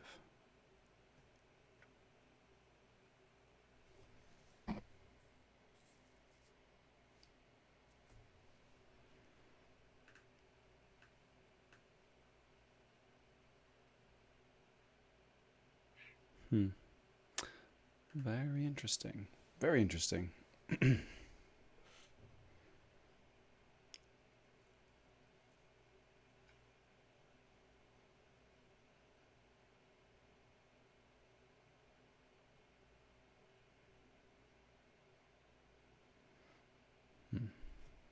think I'm gonna take the tide here actually. Seems legit. Stops. So I want you to get a cheap key. Yeah. Cool. Cool. Here comes some duders.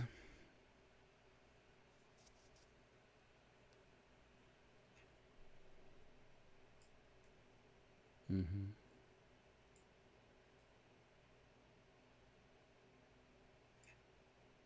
Just want to Okay. make you handle the Sanctum board again. Maybe you have the Grand Alliance Council, maybe you have the second Maelstrom, but make you play them. Yeah, that's cool. And fun that I now get value out of my borrowed Brobnar ambassador. There you go. That's true. Lols.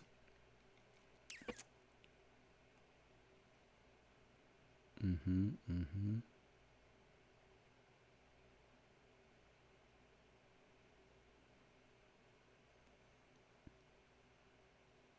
Yeah.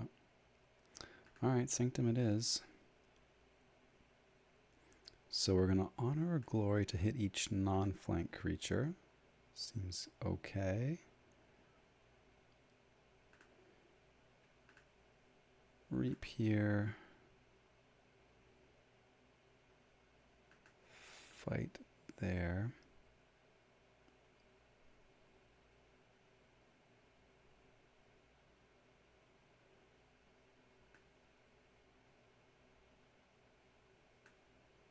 Sir Bever comes down, as does Larry and the Sargassa. And I will take the tide back and send a couple amber your way. Okay. Well,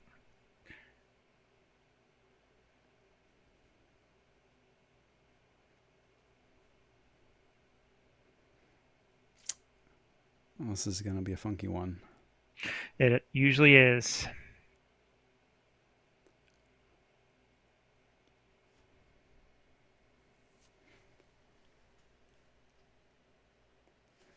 Yeah, the Sargassa makes it real fun. For real. How many chains do we all want to take for this stuff, you know?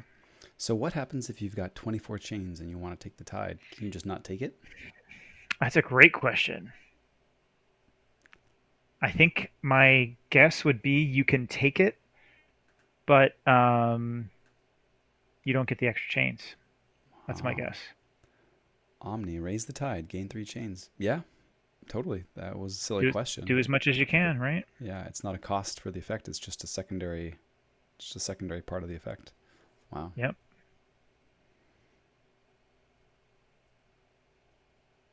Okay, legit. Legit.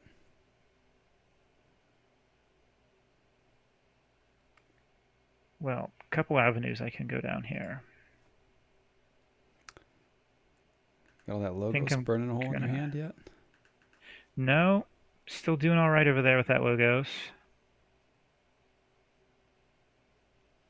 I think I'm gonna go Brobnar. this way though. Let's Okay. go with the Grump Buggy and a Groggins.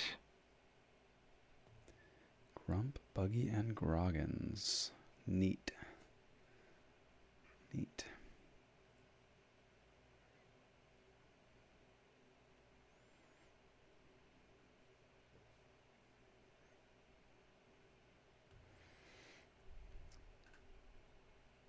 So you have at least one sloppy lab work in hand. Just going to scroll back up here a sec.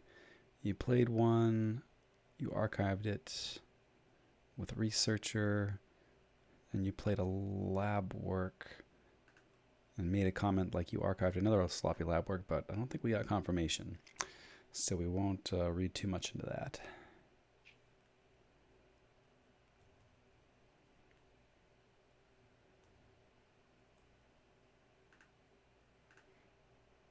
Mm-hmm. Mm-hmm. Mm-hmm.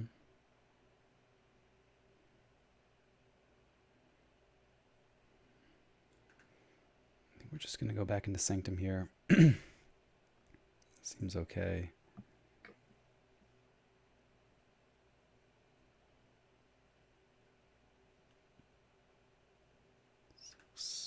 Reap. Fight in there.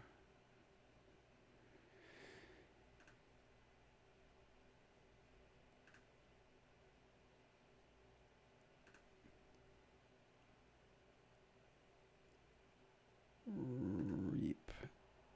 And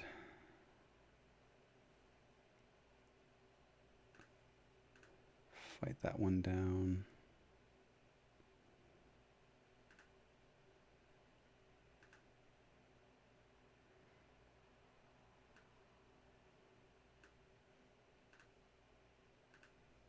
Give you that Sir Bever back.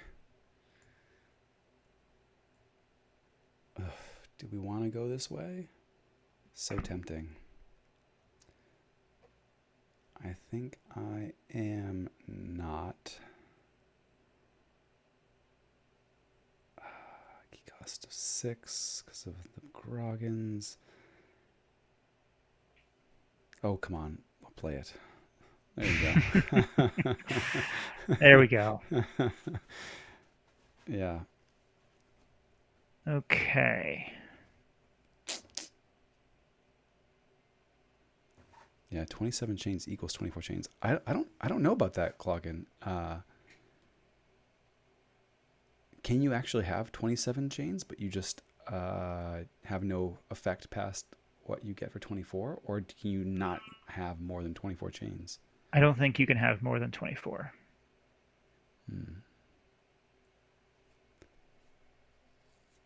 Funky. Funky. Yeah.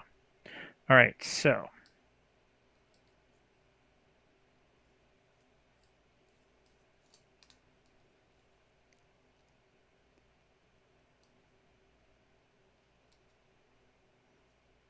let's just lean in. Play the Hadros Wall. Nice. Take the Tide.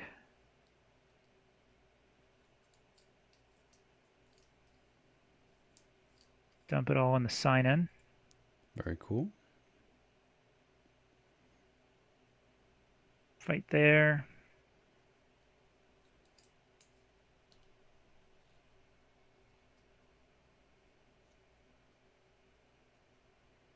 Reap there. Legit.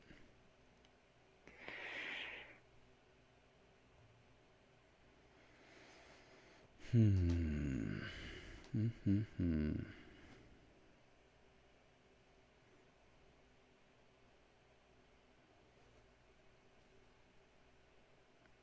5 armor. 5 is a lot of armor.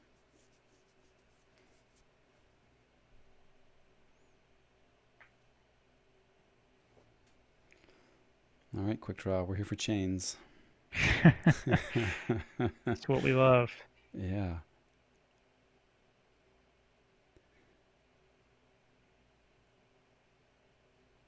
I guess we'll try to be a good player. Trigger this one first. Capture there. Capture there.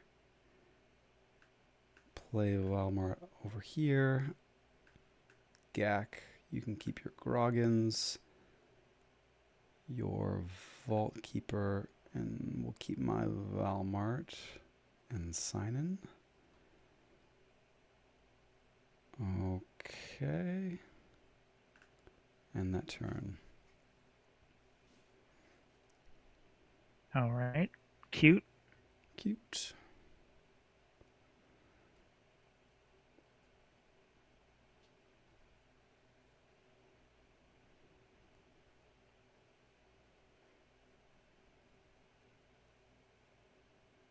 Time to go Logos. Yeah, move those guys.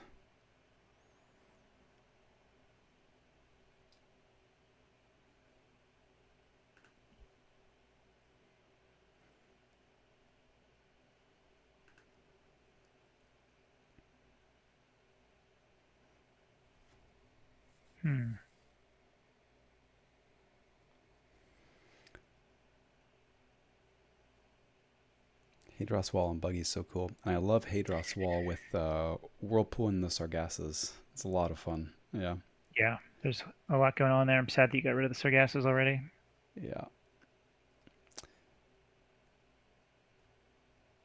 Yeah, send them over to die immediately when they lose the Hadros Wall bonus. So nefarious.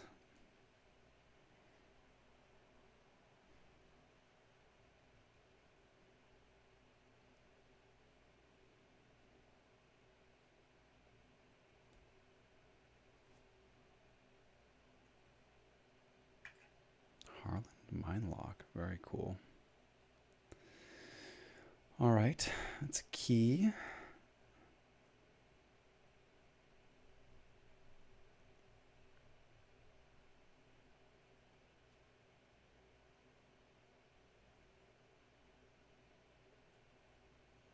All right, we're getting a fight, and I'm giving you back a thing. But how to do it?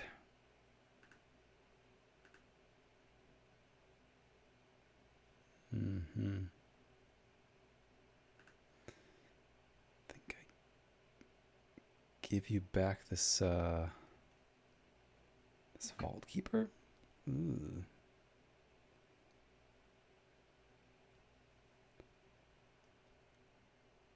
Yeah, I guess so.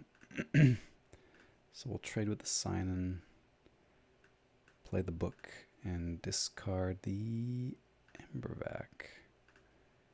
Pass that turn. Pretty good. Pretty okay.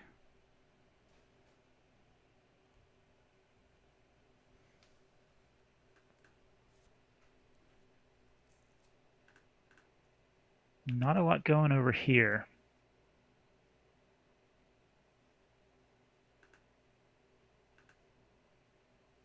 Definitely going to discard that. Get no value from that. Mm-hmm.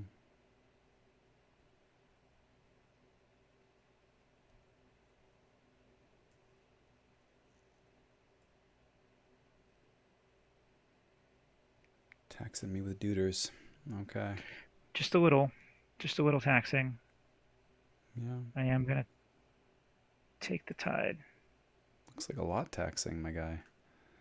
2.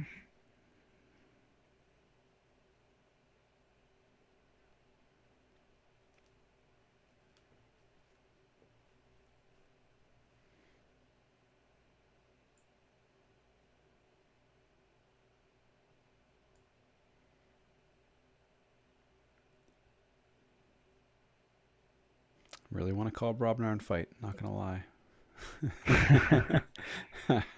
Do it. I'm gonna be greedy in a different way though. I'm gonna play this exploratory craft. Love that with Whirlpool. And Yes. then we're going to use the book. Oh, what did he do? Oh, Oof. Oof. getting wrecked there. Brutal. Brutal. Sheesh. Okay. Okay. I see how it is. Huh. So, as far as your creature control, you've got another Maelstrom. You've got a GAC. Don't think you would have held the GAC. You've got a tidal wave.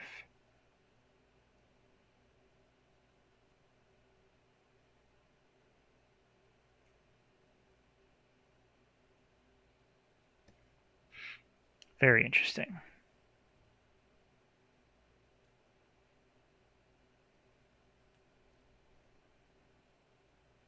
I think I've got to be checking here. So,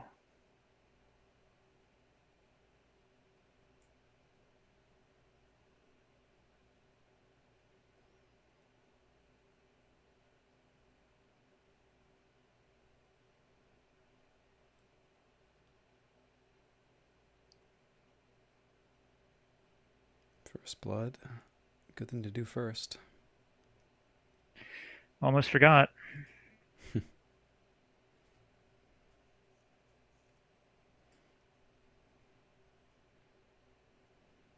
Okay. All right. We're going Sanctum. We'll raise. Play that doorstep. Strange Ordination.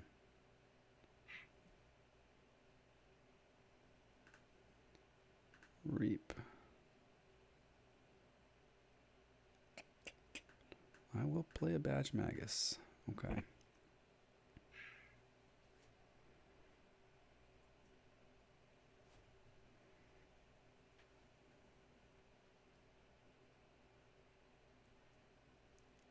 Let's go Logos.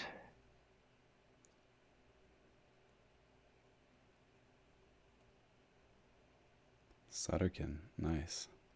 Big ol' Sutterkin. Gonna give me a Sutterkin? Sure can. You can take him. Yeah.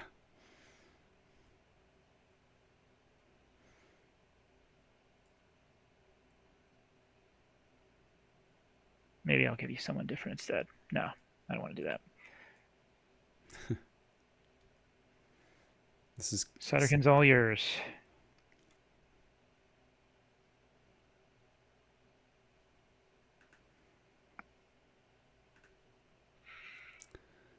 I think this is too funny to not do. Eh.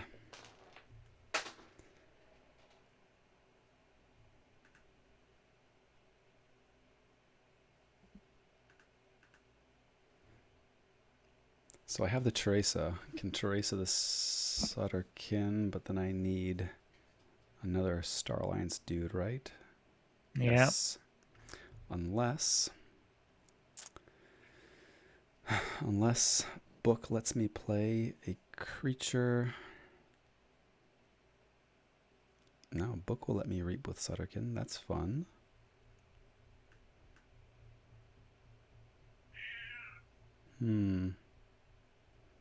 Always do the funny, right, Arlie? Always do the funny. All right, that's what we're doing. Good morning, Vietnam. Hey, Riku, how's it going? What's up, Riku? Dennis and Riku joining the chat. Welcome, friends. All right, we are going to play this upgrade on Sutterkin. Hilarious. Do I use the craft to draw now? Or risk it and then reap with the Badge Magus? I think we just draw. Yes. Okay. Cool, cool, cool. I'll play this Gak. Is that what you just drew right there? No, I held it when you were like, he wouldn't hold the Gak, and I was like, oh, I held the Gak. I hope I'm not a bad player. Yeah, but I definitely held that Gak. Okay, you can keep the... Doesn't matter that much. Keep the Groggins. We'll keep my Sutterkin and Badge Magus. And those can go to the archives in that order. We'll use the book now. Cool. Let us see what we draw. Okay. Brain drain you in honor of our key warriors in the chat. So,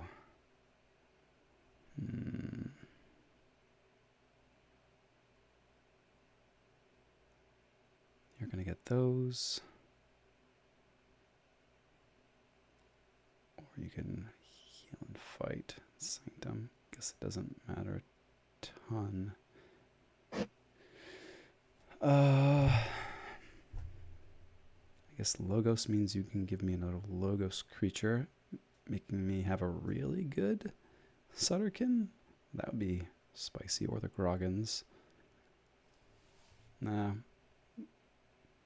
We're just going to take this Coward's End.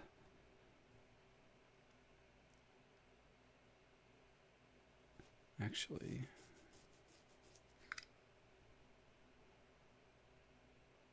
I think with the Maelstrom now, that's good enough, because you won't have enough dudes to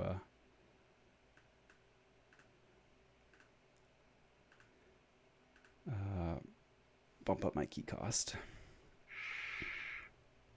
Or will I? From archives. Maybe from archives.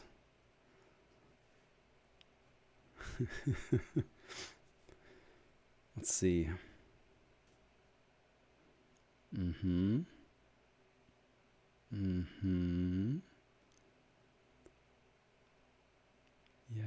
The Brain Eater. That's right. I knew about the Brain Eater. Womp womp.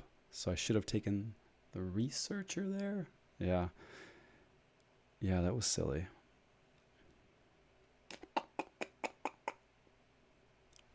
Womp womp womp. Hmm.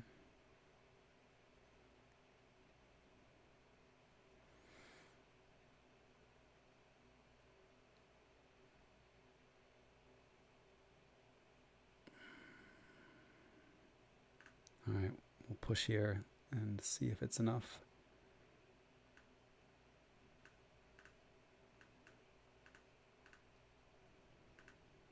I think it will be.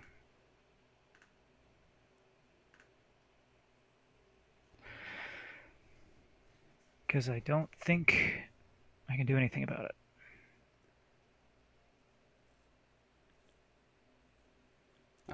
With the Maybe I library can. staying exhausted. Oofa doofa. Yeah, that's okay though. I think I might actually have enough. Nice.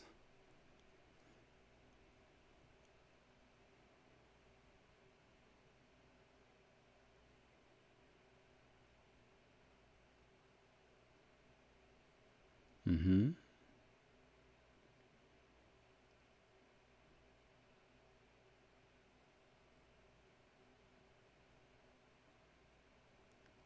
Yeah, that's enough. All right. Go Sanctum. Jam some pips here. We're going to give you that one, I guess, right? Yes.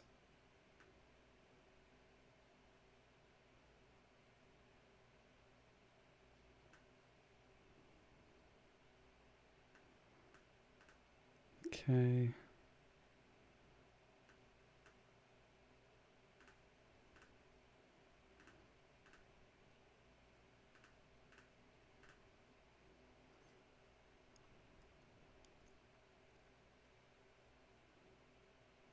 Don't feel great about giving you another 5 power dude, but you'll have to play something on a flank. Yeah.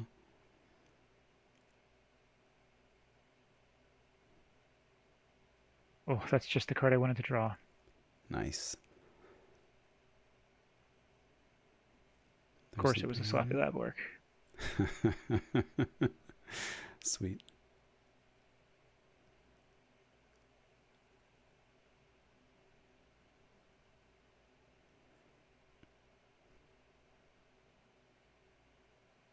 Hanging on. Nope. I forgot to raise the tide. I was going to say hanging on barely. I don't know if I would have been able to anyway, because No, +2. no, it was just enough. Yeah. Just enough.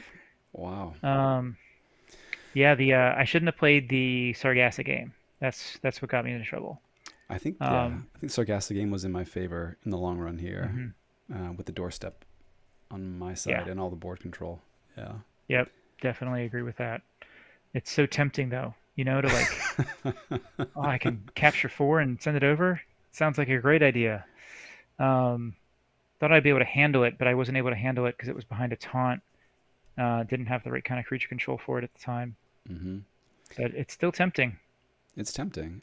Yeah, I was torn, um, because you had the poison dude, the sign in, and by the Hmm. way, why is it poison and not venom? Like, are people going over Great there and question. eating the sign No, ins? I don't know. no idea. Yeah, Yeah. but I was very tempted to run some of my amber into the sign and to doorstep and burn it.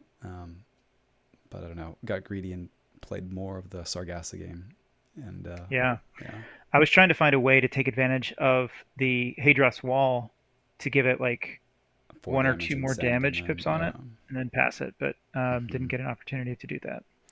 Yeah, I love the Hadros Wall Whirlpool interaction, when you can send some amber on your stuff, especially. Yeah, get it up to where what will be lethal once it loses that +2 bonus, and Yep. ship it across the board. So cool. Yep.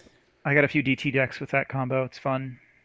Yeah, the what the the chase combo is the corpulent collector. Yes. Is that the one? Yep. I have a Corpulent Collector Whirlpool deck with a Hadroth's Wall, I believe. Nice, nice. Um, and couple ways to bounce it with like bubbles and maybe abandoned ship or maelstrom. So you basically you load up a bunch on it, and either it dies immediately as it goes over, or you can try to bounce it the next turn and just do it again. Devious. Devious. Indeed. I like it. But yeah, well played. It was good. That deck, I always struggle with like get into trouble with the Sargasso game. Um, like it's got so many cool combos, like the book and the biome discovery and things like that. Um, Yep. I can't quite get it to come together usually though. There's a lot of things that are cute. Definitely requiring some setup. The payoffs are, I mean, the payoff for book and uh, biome discovery is nice. I really like craft with Whirlpool. Lots of value there. Hmm. That's super cool. I really enjoyed in this game too the interaction. Well, I had not seen anybody use uh, the ambassadors on an empty board, smiting them in to get some fights, and then Ganger And Chief then would I do it got again. the Ganger Chieftain. Yeah, that was nice. I That was I super felt cool. really good how things were going early on like that. Um, Yeah. So Titanus Sun can really snowball those sloppy lab works and play a much more efficient streamlined deck. It's tricky though because all of your amber control revolves around that grunt buggy and maintaining a yeah, board. And yeah, so I was banking a lot of hope, putting a lot of hope into Maelstrom and Gak getting me over the line at the end. Um, yeah. I think the interesting thing about the Dark Tidings deck here and some of my other favorite Dark Tidings decks is that the Whirlpool is not really just like amber control, but it's actually creature control. yeah. Um, Me not being able to keep some of my big bodies on the board on my side, like with the grunt buggy, I think definitely hurt. Um, and so the creature control aspect of Whirlpool, I think, is kind of overlooked a lot of the time. hmm So how do you feel about the bid after the fact, after having played a game? Um, okay, I think I can probably win that game if I don't get into chain trouble with Sargassa. If I just give you a key, handle the Sargassas another way. I couldn't find my Coward's End till very late. Yeah. Um, but I think if I would have just kind of played the longer game and not worried about the Sargassas, then I think it would have been better. But another cool trick that deck has, though, is that when you get the Sargassas out, you can play the Tidal Wave to lower the tide, put the Ember on the opponent's creature that you want, give Mm. yourself the opportunity to then raise again with Sargassa and pass it back. Yeah, lots of cool tricks with Tidal Wave. Um, that's very nice. And double Sargassa too. Yeah. Sargassa too. Yeah, All so I right. think I'm okay with the choice. Um, So I'm gonna put this in as a bid for 0 for Titanus Sun. Okay. Somewhat confident. Somewhat confident. Nice. yeah, I think if yeah, I would say it's a bit of zero in this case. I probably would have gone two or three. Um, I actually ran into the Sloppy Lab Works kind of just sticking together. Like I Mm. always had two of them, um, which didn't help me because I was in a hand of like five cards. Four of them were logos, two of them were Sloppy Lab Works, so I didn't really get to recognize a lot of the value from them. Interesting. I don't know. I had some questionable holds there. Like I wasn't sure that hold in the Grand Alliance Council there was great. Um, was a great hold. I only had one more at the time. One more Star Alliance card coming in the deck. Um, I guess the rationale being with the book, I can lead off with the GAC and then hopefully switch to a different house, and it's not like I'm taking a one card turn. Um, but yeah, that book hit was brutal. It was a 1 in 9 Star Alliance. I'm like, all right. That's what always happens to me in that deck too. Yeah. Like, it's just like, come on, book. Like, do me some favors here. hmm But very cool. It was fun to get to use Sutterkin. Fun to get you use Sutterkin, a whirlpooled Sutterkin. And fun to get some value out of the whirlpooled Brobnar ambassador with a whirlpooled Brobnar creature. It was fun. I Yeah, dig it. Riku found out our secret that we're actually both in the same room. I would during the not show. mind being in your room with the central air, That's true. like melting Um, slowly. I don't think you could tell, but I had my cat on my lap most of the time because she doesn't care how hot it is, and it's very hot in here. With a cat sitting on your lap. Yeah, I believe it. So, what do you think about playing the static collection array? Was that a bad play? You think it's a discard? Um, well, like interesting, like that's a weird card because if you don't have the tide control with like a tide warp in particular, it's kind of giving your opponent the chance to just tax you.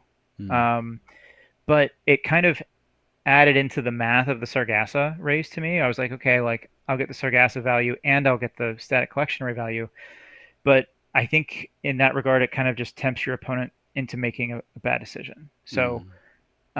I think it was an okay play because I got to the point there at the end when I did have a turn above 6 chains, and the chains really hurt me that game. And actually, interestingly, the chains make the sloppy lab works worse Oh, interesting. You were just backed because into a instead of corner. having, Yeah. yeah, if I had a 4-1-1, I'd have a little bit of value with them. But having a 4-1 is like, like I can't even. I don't know. It just felt harder to get any value from them. Maybe I'm wrong, but the chains really hurt that game for sure, even with the sloppy lab works creating efficiency. Okay. So I felt good about the play. It felt like, yeah, going in, I had enough tide raisers, natural tide raisers, Yeah, and enough board control that I wasn't worried about getting behind on board and then not being able to take the tide. But I don't know. Are the ambassadors too weak? I think by today's stand, like I think if the ambassadors got printed today, they'd probably be play fight reaps. Um, absolutely. yeah, either that or they would be a little bit beefier. Um, Certainly in like the MM plus world with damage pips floating around, that's rough. It's rough to Hmm. be tough to be an ambassador. Um, Yeah, agreed. yeah, would love to But they're cool see cards. cool cards. We haven't seen too many cards that. So there's the Taunting Saurian that lets you ward anything when you play it, and I'm blanking on the name. Uh, Tricerian Legionary. yes, Trisarian Legionary. There aren't many cards that like come into play ward itself. Like I could see that being a decent extra bit of like staying power to tack on a creature. Like Brobner Ambassador or the Ambassadors, if they just warded themselves, would be a little bit better, but not so much better. Like I think that's less than if it went to 3 power or if it went to like I don't know a play fight reap. It's a smaller step up. I don't know. I don't know. Could see that being maybe a little bit used more. Um, I wouldn't want to see like Duskwitch ward itself on play, but something like Absolutely Brobnar, not. yeah, but something like Brobnar Ambassador, I'd be okay Yeah, with it warding itself on I think play. so too. Um, but yeah, post MM world, I feel like they're a little weak. Yep, I would Yeah, agree. they're fun though. There was a triple ambassador deck or just double ambassador that made top cut at a vault tour. That was Verindi Noah's deck. Um, Dale. Was Uh, this last year? no, it was pre-pandemic. Oh, Um, okay. yeah, yeah, but it was relatively unassuming deck, AOA deck on paper. Featured prominently the ambassadors, uh, but yeah, this era I think they're a little weak, but still Yep. fun. And you used them to great effect in that game. So cool. I wish you to pass them back. Share them. You gotta share them. You had enough. Yeah. All right, cool. Well, fun times. We'll sign off there now, I guess. Yep. All Call it a right. night. Call it Thanks a night. everybody for sticking around. Thanks, chat, folks. Catch you around the lab.